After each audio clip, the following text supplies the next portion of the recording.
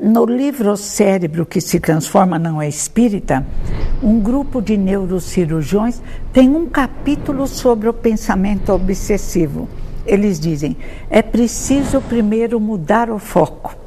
O Evangelho segundo o Espiritismo, a palestra na Casa Espírita, o Evangelho no Lar, produz essa mudança de foco e a possibilidade de libertação. Na verdade, o pensamento é a base de tudo. Nós construímos o bem, nós construímos a felicidade e construímos o mal, o desequilíbrio, através do pensamento. Então, tudo aquilo que diz respeito a uma conduta que é contrária à lei do amor, então, a calúnia, o despeito, o desespero, a maledicência, tudo aquilo que diz respeito ao ódio, né, ao ressentimento, enfim, são pensamentos, atos gerados por nós e que causam desequilíbrio. Se a pessoa ela se permite ter comportamentos antiéticos, antissociais, puramente egoísticos, ele acaba gerando problema em si mesmo e nos seus relacionamentos interpessoais. Agora, se o indivíduo tem perseguidores desencarnados que traz do passado, eles vão aproveitar a deixa desse comportamento desequilibrado para influenciá-lo mais ainda, né? Incentivar para que a pessoa continue tendo esses comportamentos ilícitos, imorais, perigosos para si mesmo, para que eles, os desencarnados, consigam seus intentos, que é destruir a vida da pessoa. Todo desequilíbrio espiritual nasce em nós, do nosso comportamento. Seja de uma lembrança que nós trazemos no inconsciente de algo que fizemos de errado, e essa lembrança nos traz comportamento, ou nos inspira comportamentos errôneos, e aí sim atraem esses amigos espirituais, ou nos desequilibram sem os amigos espirituais, nos equilibramos sozinhos, né? Podem ser fruto de lembranças que nós temos mesmo muito claras desta vida, e podem ser frutos de comportamentos que nós sabemos que estão errados, mas que mesmo assim a gente toma, porque vai ser bom para a gente. Depois eu resolvo isso numa outra vida. O mais importante é, primeiro, reconhecer que se desequilibrou, porque às vezes a pessoa, ela está nervosa, alguém fala, está nervosa, não, ela fica pior ainda e ela acha que não está. Então a primeira coisa, um passinho para trás, autoobservação, descobrir a causa e o mais importante, mudar o padrão rapidamente. Porque quando você muda a sintonia, muda a afinidade, todo o teu estado volta para a harmonia. Tem muita gente que fala, sim, tem que fazer a doutrinação do desencarnado. E o encarnado? Ele tem que se conscientizar também que o comportamento dele está favorecendo o processo obsessivo.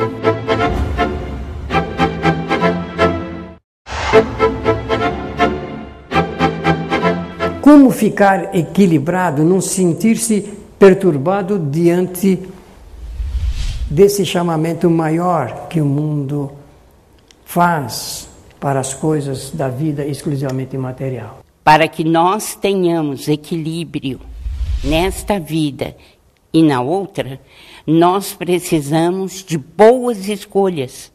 E as boas escolhas que nós temos de fazer, elas estão inseridas naquilo que conhecemos como caridade, amor, compreensão, perdão, benevolência, tolerância, enfim, todas aquelas qualidades que nos fazem mais próximos do Altíssimo.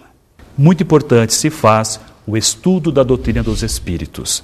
Há um item muito interessante no Evangelho segundo o Espiritismo, no capítulo 6º, do Cristo Consolador, nas instruções dos Espíritos, aonde os benfeitores espirituais vão passar para Allan Kardec.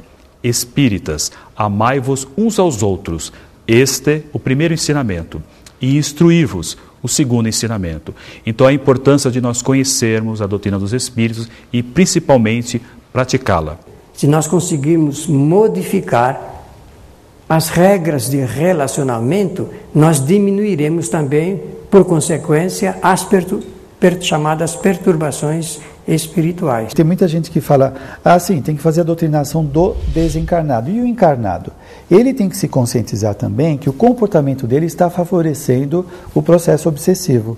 Né? Então, algumas pessoas se contentam em fazer a desobsessão, ela escuta uma palestra, vai embora com seu mesmo comportamento, achando que os benfeitores vão modificar o obsessor. Só que se esse obsessor for convencido, esclarecido, o comportamento dessa pessoa vai voltar a trazer desencarnados doentes por conta das suas atitudes.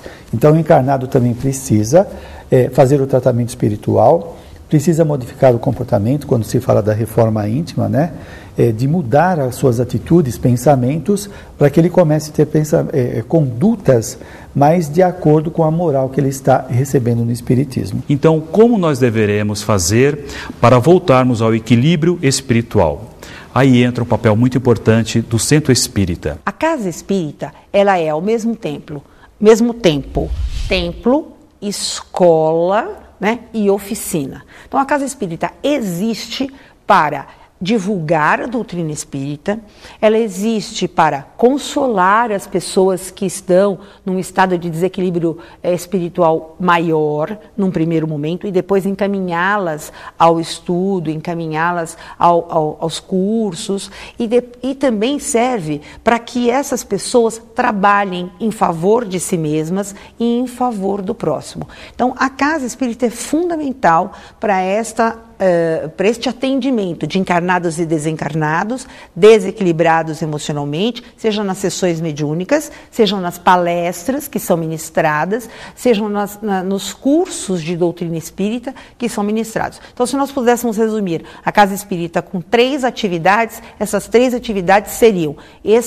socorro, esclarecimento e trabalho. Não necessariamente um trabalho social, mas um trabalho de divulgação, um trabalho de atendimento fraterno, um trabalho de ouvir o outro, que a maioria das pessoas não tem quem as ouça. A doutrina espírita nos mostra de onde nós viemos, nos explica isso, nos diz por que estamos aqui e para onde vamos.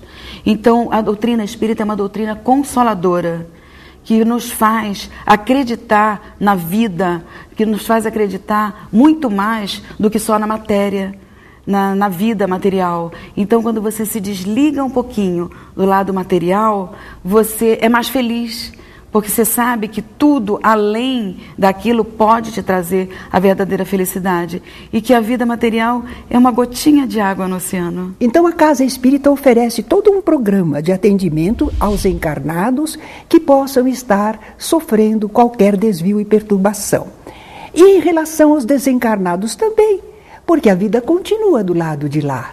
E há espíritos que estão sofredores, que estão sendo vitimados por perseguição de espíritos adversários da mesma maneira.